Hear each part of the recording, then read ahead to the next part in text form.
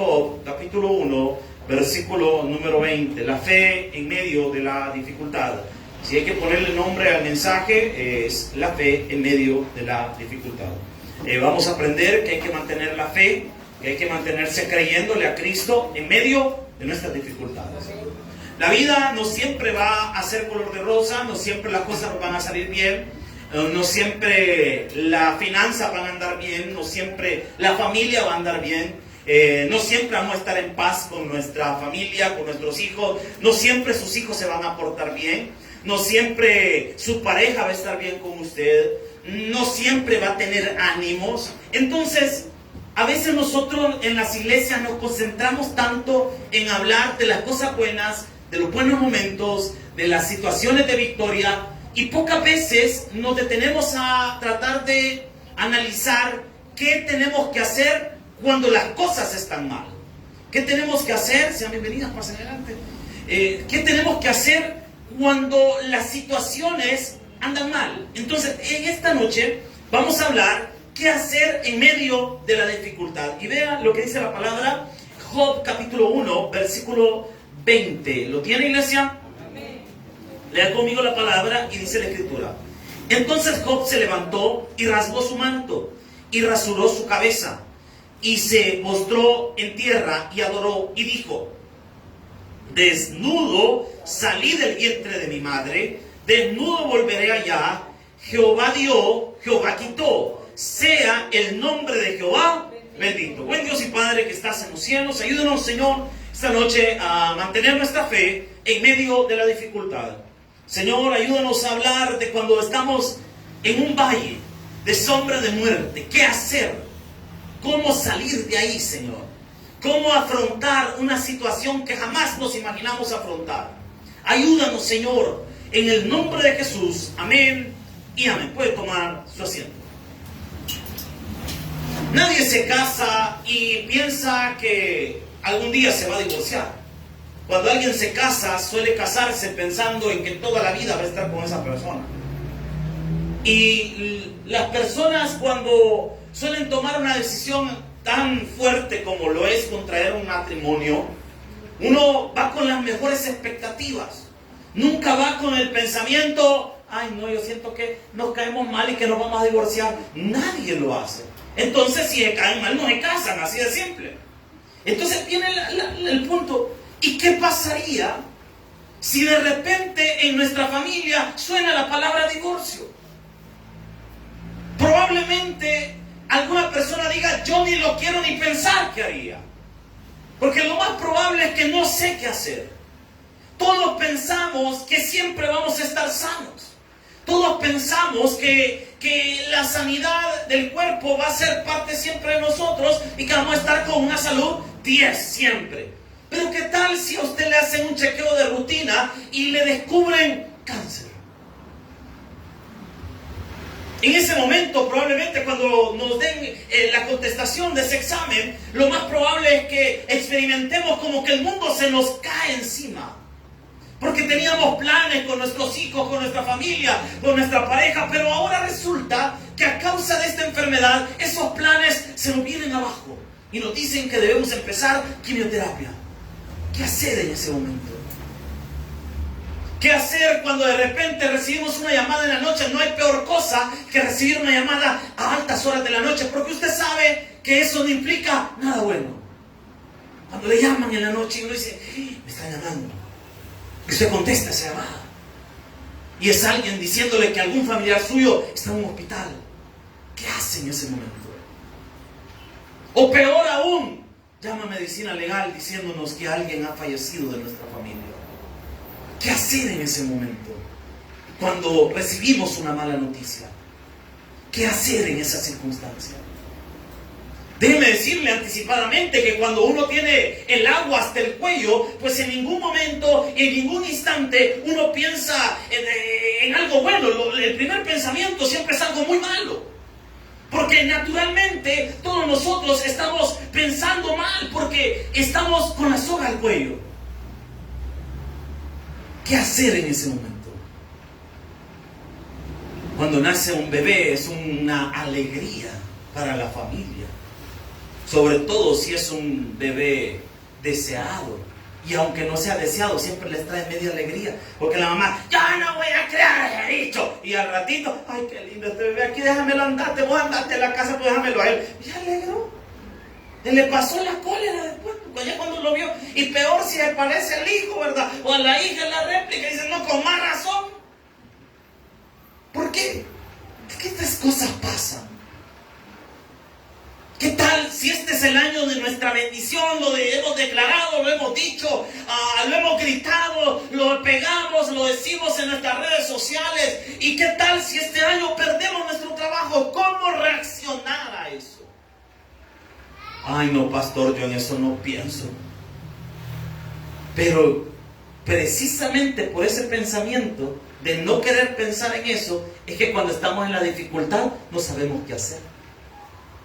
Todas las empresas tienen un plan de contingencia cuando las cosas se ponen mal.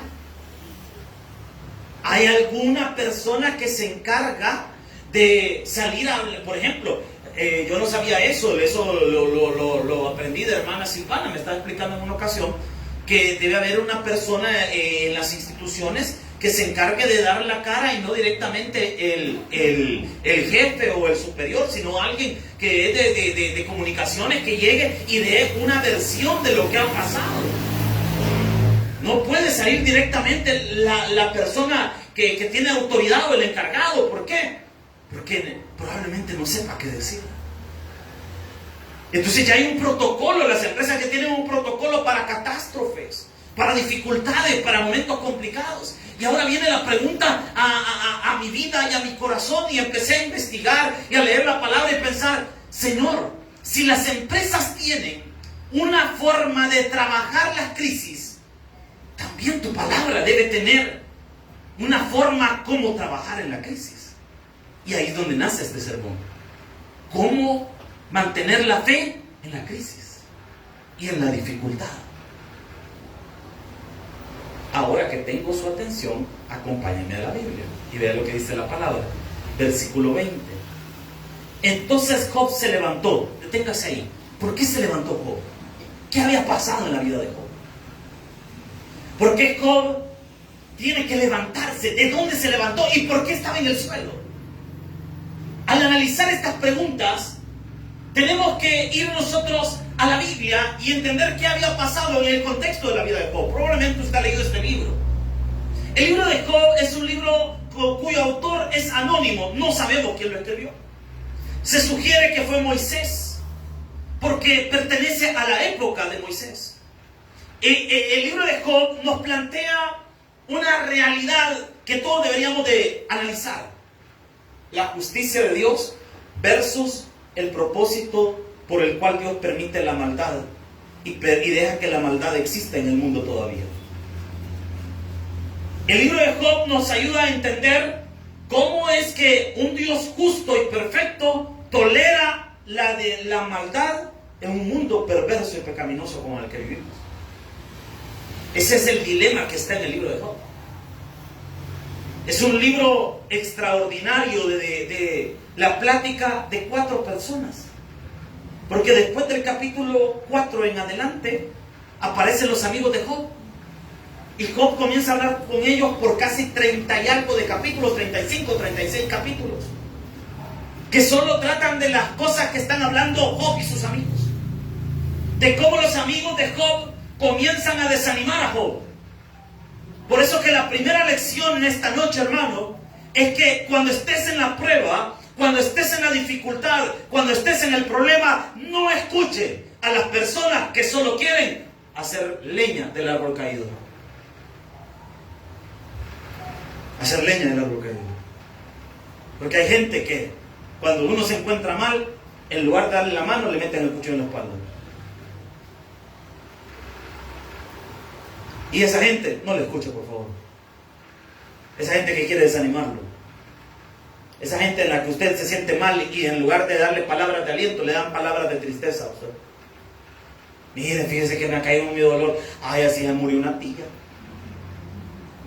Viene una prima, tenía una prima en tal parte. No, hombre, mire, de algo así de repente, ¿no? Le hizo y se quedó.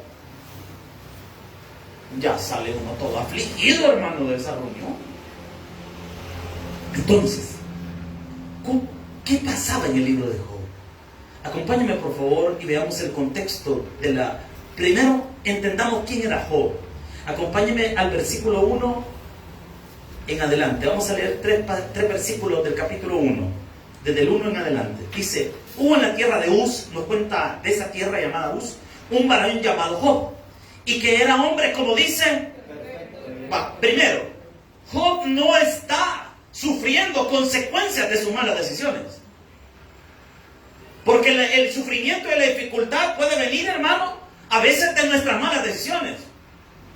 Ay, viera que yo solo en amargura paso en mi familia. Pero disculpen, la familia le escogió a usted. Porque nadie le dijo: tomad a ese varón. Usted lo agarró, hermano. Ay, yo no sé por qué me tocó un hombre tan feo, dice el hermano. Usted lo agarró.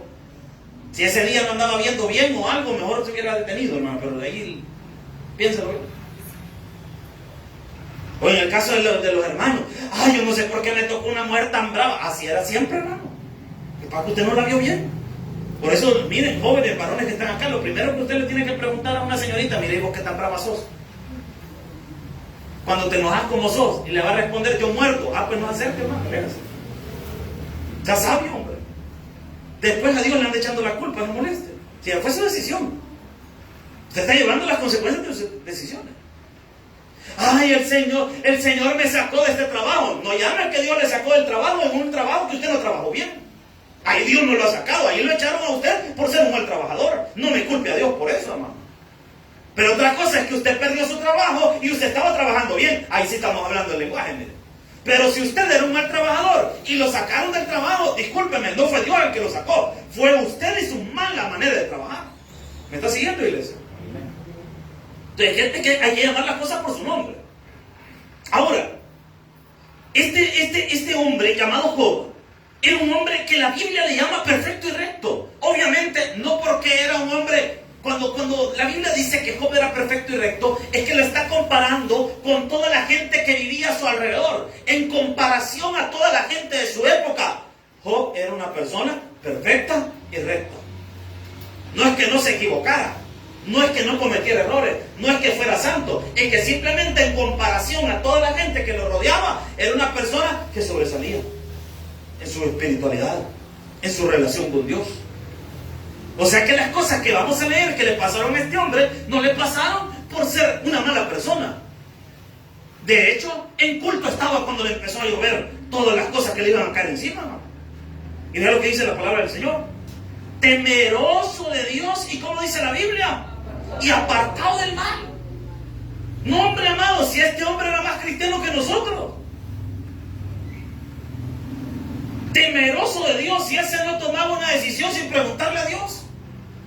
Apartado del mal, no, hombre, si ese literalmente en Semana Santa no se iba al río ni a la playa, se iba a orar a la iglesia.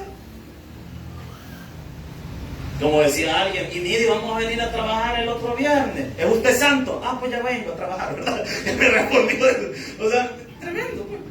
Pero mire, aquí tenemos un hombre cuyo caminar delante de Dios era íntegro en toda su dimensión. Y vea lo que dice la palabra del Señor. ¿Cómo era la bendición de este hombre? Versículo 2. Y le nacieron 7 hijos. Mire, le voy a decir algo. En la antigüedad, ahora las nuevas generaciones no quieren tener hijos. Si usted le pregunta a sus hijos y le dice: mira, hijo, dame nietos, gatos te puedo darles. Un chucho chihuahua te puedo dar por nietos. No quieren tener hijos.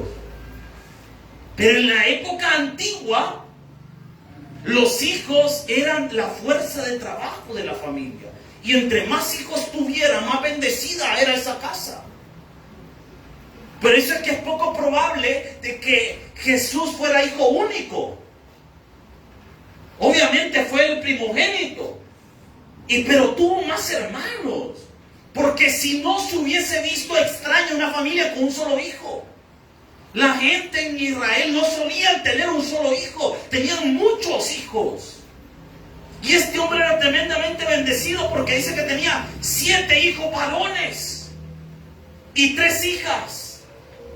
En la época antigua, en la cultura de la Mesopotamia, de la época de Moisés, los varones eran vistos como la ganancia de la familia y las hijas no eran tan vistas de esa forma. Por eso es que dice que tenía 7 varones y 3 hijas. Hablando, porque recuerda que las hijas se van de casa, mientras que los hijos traen a un miembro más a la familia. Entonces, por eso en el concepto mesopotámico de la época, hablar de una hija era decir, se va a casar y se va a ir de la casa. Pero hablar de un hijo era, va a traer, el hijo multiplica. ¿Por qué? Porque trae. Y los hijos de este hijo se van a criar aquí. Y había una ley, mire que esto es bien interesante, ¿por qué era importante esto? Porque había una ley que decía que la gente podía tomar la tierra que necesitara. Entonces, si usted tenía más hijos, por ende, podía tomar más tierra. ¿Me estoy dando a entender? Entonces, lo que la Biblia nos está tratando de decir en la vida de Job es que era un hombre altamente bendecido. Y no se detiene ahí. Ve el versículo 3. Su hacienda era de ¿cuántas ovejas dice? 7,000. No, hombre, hermano. Si maquila tenía, pues para que me entienda. ¿Para qué servían las ovejitas? Para hacer ropa, hermano. O sea que este tenía maquila. Pues unas 3, 4 ovejitas le sacamos ropa para nosotros, ¿verdad? Pero tener 7,000, hermano. Si ese ya tener maquila, yo creo que ahí en San Bartolo la tenía. Si yo tenía plata. Y vea lo que dice la palabra del Señor. 3,000, ¿qué dice? No, hombre, para que me entienda. Eso es como para hablar de tener pick-up, pues. Si los que tenemos carritos sencillos, antes nos caben 4 personas. Y si somos del Taber le metemos 6, pero es por la fe, hermano. Pero el que tiene pica sabe que le puede sacar lucro al pica. ¿Por qué? Porque te carga. ¿Y el camello para qué servía en la época antigua? Un animal de carga. Imagínese a alguien que tenga, ¿cuántos camellos dice que tenía? 3,000. Imagínese que tenga 3,000, ¿cómo se llama el pickup Toyota, el más chivazo? Hilux. Imagínese a alguien que tenga 3,000 Hilux usted. Si usted tiene plata. Y vea qué más dice la palabra del Señor. 500 yuntas de bueyes. ¡Wow! O sea que tenía, a la agricultura también le hacía, pues. Y no se queda ahí, porque mire, 500 asnas. Ahí están los vehículos. Ya, esto equivale al camión Toyota Dina, ¿va? Para que me entienda. O Kia K 2700. Tiene carros de carga. Es lo equivalente en nuestra época. Y muchos que dicen, cambien la palabra criado y pónganle trabajadores. Para que digan muchísimos es porque ni siquiera lo podía contar. Y era aquel varón más grande que todos los que dicen, tenía plata. Es más eso. Este tenía plata. No le hacía falta nada.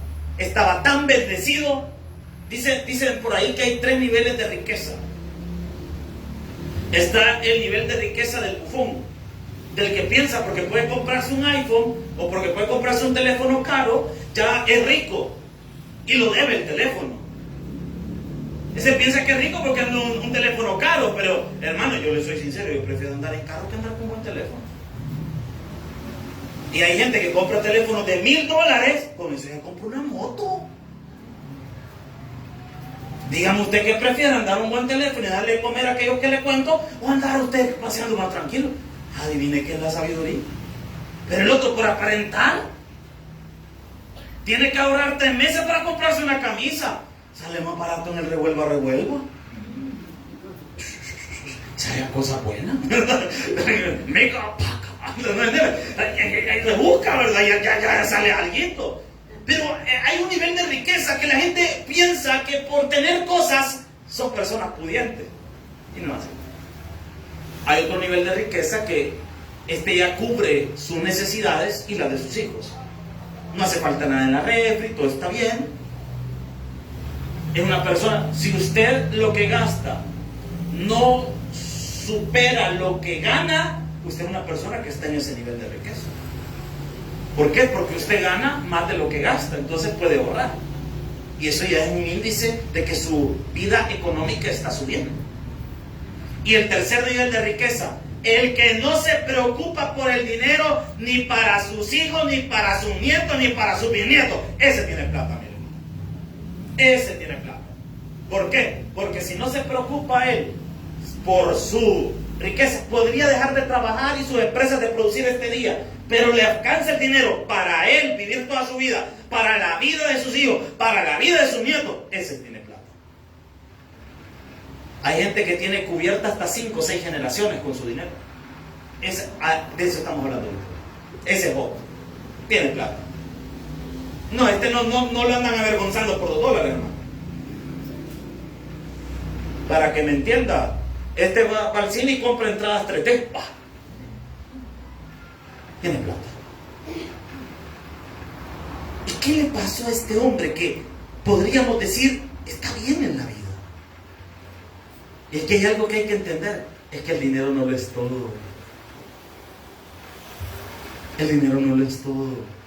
Y el dinero no garantiza la seguridad que solo Dios te puede dar. Usted puede ser la persona más forrada de dinero. Dígame, póngase un billete de 100 encima de un cáncer a ver si se lo sana. Un billete de 20 en el dolor de rabadilla, hermano. No funciona. Y es lo que pasó, porque eso es bueno. Job 1, 14 y 15. Job 1, 14 y 15. Job capítulo 1, versículo 14 y 15. Vea lo que dice la palabra del Señor. Y vino un mensajero a Job y le dijo: estaban arando los bueyes y las asnas paseando cerca de ellos, y acontecieron que los sabeos los tomaron y mataron a los criados a filo de espada. Solamente escapé yo para darte. Aquí empiezan los problemas. Le voy a contar algo que nos saltamos ahí. Que un día dice la Biblia que se reunió Dios y entre ellos apareció Satanás. Y tuvo una conversación con Dios. Y Satanás se presenta y Dios le dice algo. Mira, ¿has considerado a mi siervo Job? ¿Y qué dice Satanás? No, hombre, dice, si ese nunca va a blasfemar tu nombre ni va a hablar mal de ti, porque está bendecido. ¿Y sabe qué le dice Dios? Mira, te voy a presentar a mi gallo Macayo, porque este no se raja. Ya vas a ver. Quítale las cosas y vamos a ver qué hace. Nótese que Dios es el que le dice a Satanás qué hacer. O sea que así como aquella alabanza que decía: arrebato todo lo que no es mío, le arrebato. Usted quiere andar arrebatando al diablo si el diablo no tiene nada. Amén. El diablo no tiene nada. Y yo le quito al diablo mi hombre. No, que lo llevó el diablo a otra cosa, no, pero que él lo tenía no es así. ¿Usted qué le quiere decir con eso? Van a haber ocasiones en la vida en las que Dios va a probar nuestra fe y nuestra fidelidad. Porque todos en oración le decimos a Dios: Señor, yo te soy fiel, yo te quiero servir. Ok, dice Dios, a ver si me servís el día que no tengas tu trabajo. Si me seguís sirviendo. A ver si me seguís sirviendo el día que estés enfermo. Si seguís glorificando mi nombre. Si seguís exaltando mi nombre. O te vas a enojar conmigo. Así dice el Señor. Le hago una pregunta, amado. Si usted este día perdiera lo que más ama en su vida, ¿usted seguiría a Jesús aún? Pues eso es lo que le pasó a Job. Perdió todo su dinero. Mire, no es lo mismo no tener plata y haber pasado muchos años de la vida sin tener plata. Uno se acostumbra y sobrevive en modo survival todo lo que... ¿Me explico? Uno sobrevive, no anda con cosas que hay que comer. Uno no pregunta qué hay de comer, uno pregunta si va a comer. Cuando uno está pasado de dificultad, uno anda con cosas. ¿Y ahora qué vamos a comer? ¡Ay, pollo otra vez más! ¡No, hombre! Me han dicho aguado, ¿no? Pero cualquier gripe lo dobla. Cualquier cosa, ay, ¿y qué te pasó? La uña me la corté mal. Ay. No, ya está muriendo, no molesta. Aguadencia. ¿Me explico? Pero uno quiere ser en modo Survivor, no sabe qué. No, y no me asustan. Donde no preguntaba qué había para comer, sino si íbamos a poder comer. Y uno le tocó hallarle el lado amable a la situación, ¿me entiendes? Pero otra cosa es cuando de repente comenzamos a prosperar y nos establecemos en un nivel de vida. Imagínense, pongámonos por un momento en los zapatos de Job, teniendo tanto dinero, teniendo tantas cosas y perderlo todo en un día. Si a veces uno cuando le pierde una cora, uno cierra la casa y dicen, aquí nadie me sale hasta que encuentre la cora. Ahora imagínense perder todo un mismo día. Todo por lo que no nos dice la Biblia cuántos años trabajó Job para hacerse todo eso. Pero obviamente había trabajo de por medio de él. Obviamente había sudor, lágrimas, trabajo, esfuerzo. Le había costado. Y a nadie, yo creo que a nadie de ninguno de nosotros nos gusta perder. Y perdió todo por lo que había trabajado tantos años. Y no se detiene ahí, versículo 16. Y aún estaba hablando cuando vino otro y dijo, fuego de Dios cayó del cielo, que quemó las ovejas y a los pastores los consumió. Solamente escapé yo para darte la noticia. Se quedó sin la maquila. Se quemó San Bartolo. La zona franca le quemó el humo. Y no se detiene ahí. Como bien dicen que un mal no llega solo, ¿verdad? Versículo 17. Y todavía estaba hablando. Y vino otro que dijo, los caldeos hicieron 3 escuadrones, arremetieron contra los camellos y se los llevaron y mataron a los criados a filo de espada. Solamente escapé yo para darte la noticia. Sin carro, sin negocios, acabado. Pero alguien diría, mientras esté mi familia, no importa que lo perdamos todo, salimos adelante. Pero, ¿qué tal si nos quedamos también sin familia? ¿Qué tal si en el peor momento, cuando más necesitamos de nuestra familia nos da la espalda? ¿Qué es ese bomboncito? ¿Seguiría usted confiando en Dios? Ya perdió todo lo que usted tiene. Y obviamente cuando alguien tiene dinero, todo el mundo le sonríe, amado. Pero uno que anda medio cabucho y no llega, hola, ay, apartate que te pisto, ¿quieres? Y uno le hace un lado a uno. Pero cuando llega de un billete, ¿verdad? Ay, amado, qué bonito, qué guapo es usted. Era todo feo el maestro, ¿verdad? Pero como tiene plática, se le ve una cara. Así acostumbra la gente, lastimosamente. Pero alguien diría, por lo menos me queda mi familia, mis hijos. Pero, ve el versículo 18. Entre tanto, dice la palabra que estaba hablando, vino otro y dijo, tus hijos y tus hijas estaban comiendo y bebiendo, y vino en casa de su hermano el primogénito, y un gran viento vino del lado del desierto y azotó a las 4 esquinas de la casa, la cual cayó sobre los jóvenes. ¿Y qué dice la palabra? Y solamente escapé yo para darte. Mismo día, perder todo lo que tiene y perder toda su familia. Pongámonos en los zapatos de Job, hermano. Póngase en los zapatos de Job.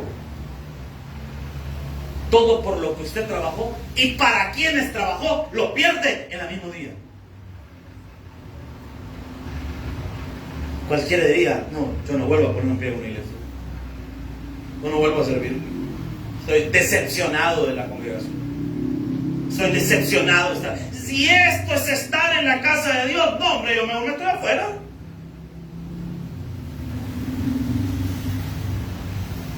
Por eso es que es importante, y aquí entramos en materia, por eso es importante mantenerse conectado por Dios. Porque un golpe así en la vida solo se resiste con Cristo, hermano. De solo esto no lo aguanta, hermano. No finja. No, yo soy un hombre fuerte. No finja. Esto no lo aguanta nadie. No inventemos. No me vengan a decir, no, yo creo que me lo aguanto. No lo aguanta, hermano. Es mentira. Esto solo se aguanta con Dios, hermano. Esto solo se supera con Dios. Y vendría la pregunta hoy a nuestra vida: ¿por qué? Y he enumerado un par de cosas por las que Dios permite este tipo de situaciones. Punto número 1. El sufrimiento me enseña a depender única y exclusivamente de Dios. Los que hemos pasado por donde asustan, donde no hay familia que lo apoya a uno, donde toda la gente le da la espalda a uno, donde no hay amigos que valgan, ni familia, ni nadie con uno.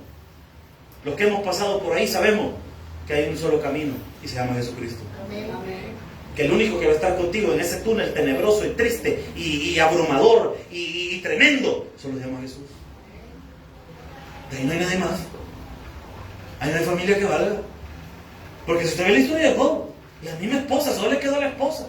¿Y qué le dijo la esposa cuando vio a Job todo enfermo con una llaga? Dice la palabra de Dios que la tenía de la coronilla de la cabeza hasta la punta de los pies. Hasta el último dedo. Desde los talones hasta la coronilla. ¿Qué le dijo la mujer? Maldecía a tu Dios y morite mejor, hombre. Si ese es servirle a Dios, yo no quiero estar con vos, le dijo. Vaya, para que me entiendan. Si esas aguantadas de hambre significa servirle a Cristo, no, hombre, por gusto, yo con vos no quiero estar. Y los ha aventado. Todos le dieron la espalda al hombre. Eso es lo que está pasando, pobre. ¿Qué hago en este momento? Entiendo que solo puedo depender del Dios que murió en la cruz del Calvario y que resucitó al tercer día. Que ese Dios que prometió que algún día me iba a levantar. Job contiene las palabras más esperanzadoras de toda la Biblia y va llenas de fe. Porque estamos viendo un hombre que ha sido quebrado hasta la raíz y que de ahí Dios lo va a levantar. Por eso es que me encanta aquella alabanza que dice: Él me levantará. ¿Por qué? Él te va a levantar. Hoy puedes estar en la peor condición económica de tu vida. Hoy puedes estar atravesando la peor tormenta de tu vida. Pero ¿sabes qué? Dios te va a levantar de donde sea que estés este día. Amén o no me digas. Entonces, el sufrimiento me enseña a depender de Dios. Aprendo a orar de verdad. Qué delicioso es orar cuando hay una aflicción. Si eso es bello, hermano. Porque uno en la aflicción ahí a moco tendido, hermano. Y ahí no le da pena. Uno cuando de repente las cosas están bien, llora hasta con estilo. Pero cuando uno está mal, y ahí brota todo aquello que le cuento, te agarra el pelo de la otra hermana. Gracias, hermano, Dios la bendiga. Y empieza, hermano, ¿por qué tan aflicción? En medio de la dificultad, uno le halla un valor incalculable a la iglesia. Porque la iglesia se convierte en nuestro lugar de refugio. Y ya no solo en el lugar donde tengo que ir. Porque en la aflicción, la iglesia se convierte en el lugar donde me encuentro con Dios y en mi momento de paz y tranquilidad en medio del infierno que estoy viviendo. Cambia. O sea, que esto nos abre nuestro segundo punto. La dificultad me abre mi mente para ver con claridad a quién debo servirle. Me quita el deseo de pecar. ¿Y a quién le van a dar ganas de andar haciendo cosas malas cuando está bien afligido? Si a nadie. Por más que le ponga a quien se le ponga enfrente y le diga, va a querer, no le va a decir usted. ¿Por qué? Porque usted está en aflicción, no está pensando en eso. ¿Cuántas hermanas están en la casa de Dios?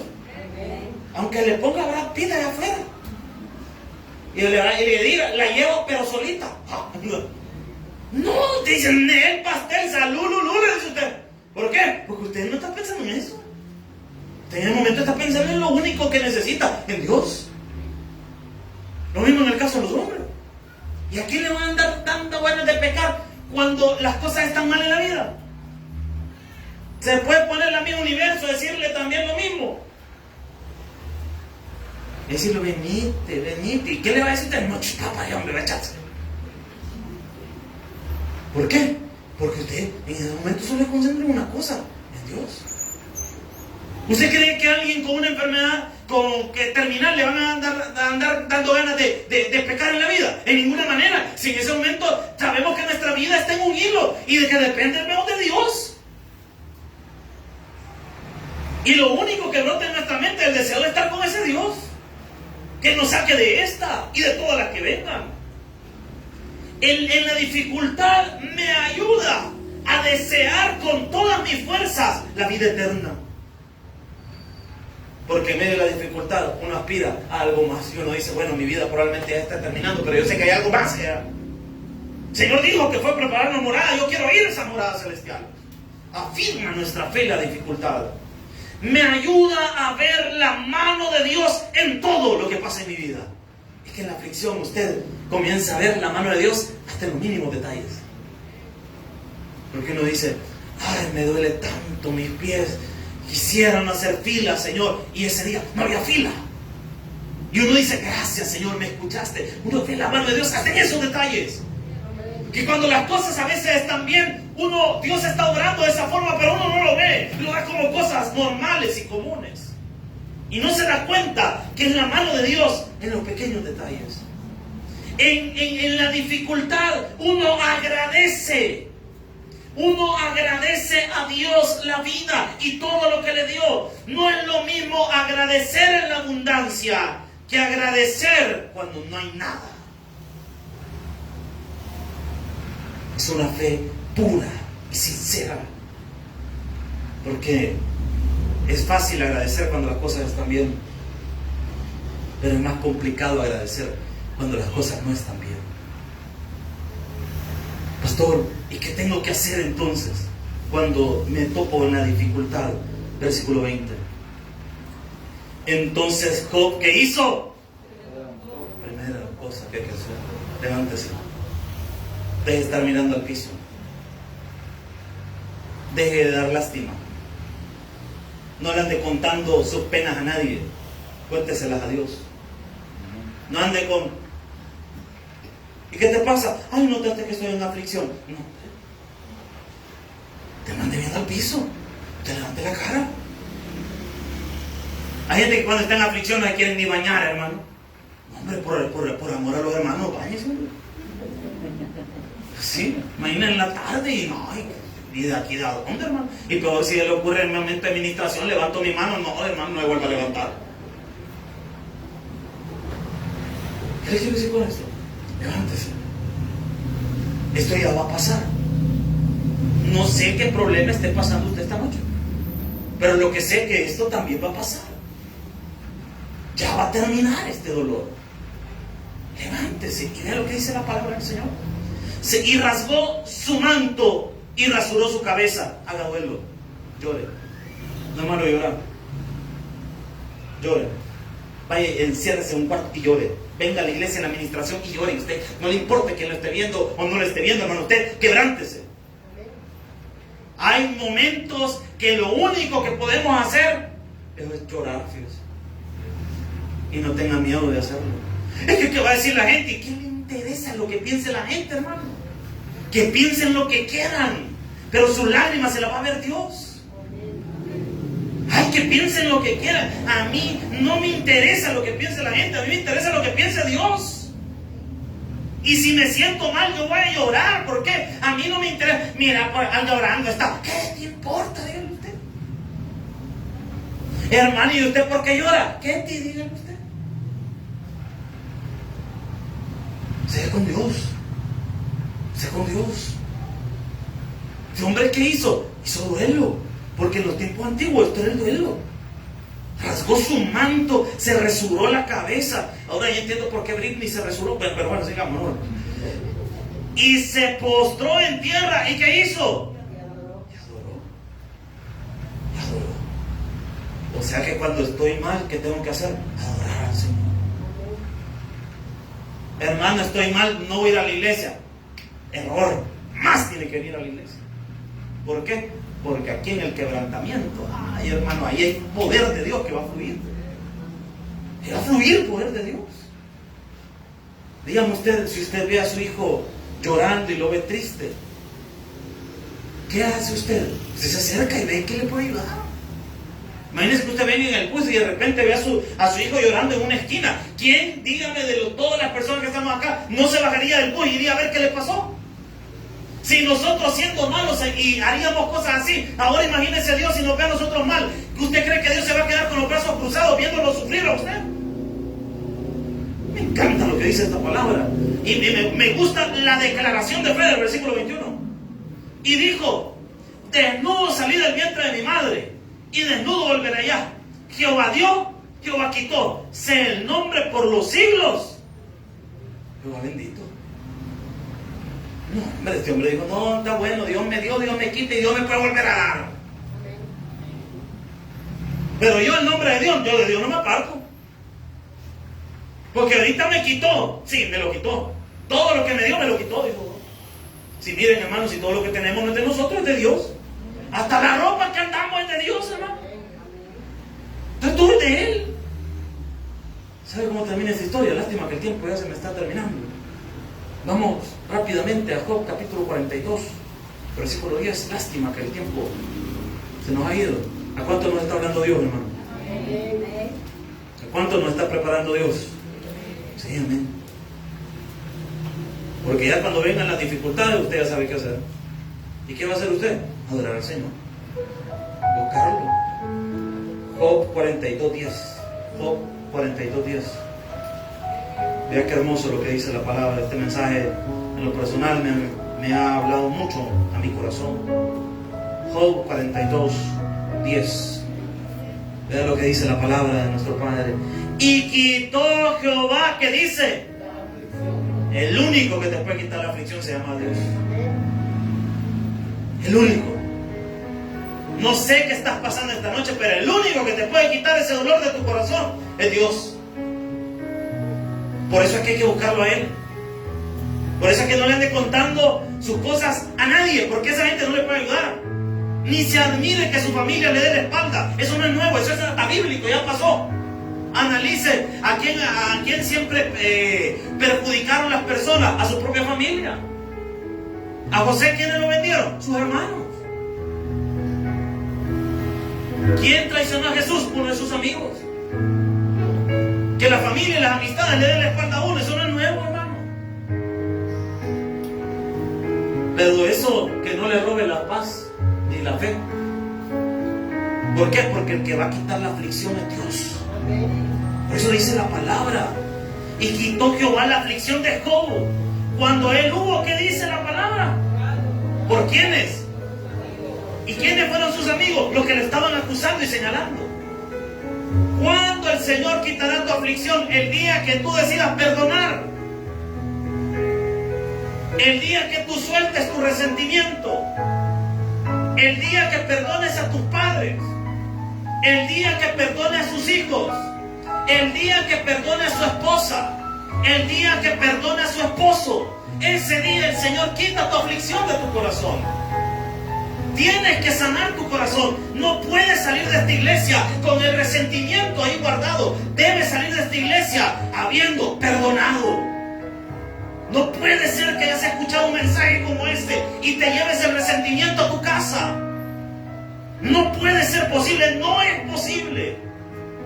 Y dice, cuando hubo orado por sus amigos, y que dice la palabra, y aumentó al doble todas las cosas que habían sido ¿de quién? Le dio el doble. Si el hombre ya era próspero y era el más próspero de su tiempo, imagínese que recibió el doble. ¿Y quién se lo dio? Dios. Hay gente que le escuchábamos de una predicación hoy en la tarde. Hay gente que le da pánico hablar de la prosperidad porque dice, no, es que la prosperidad es la prosperidad. Aquí dice la palabra de Dios que hay personas a las cuales Dios ha bendecido.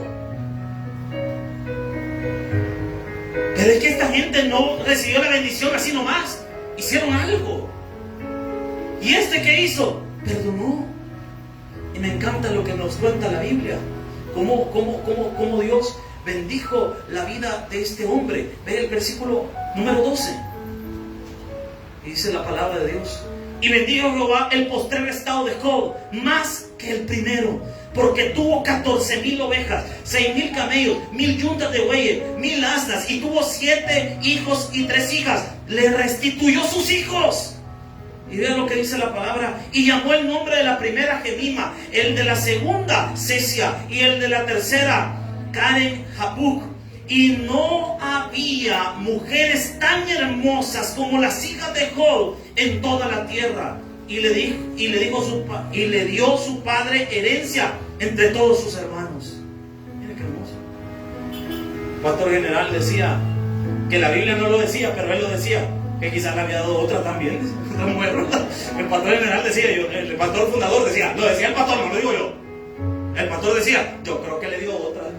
Me gusta más esa versión del otro. Pastor era malía. Versículo dice: y después de esto vivió Job, ¿cuánto tiempo? Y vio a sus hijos, y a los hijos que dicen hasta la 4ª generación, y murió Job viejo y lleno, que dice.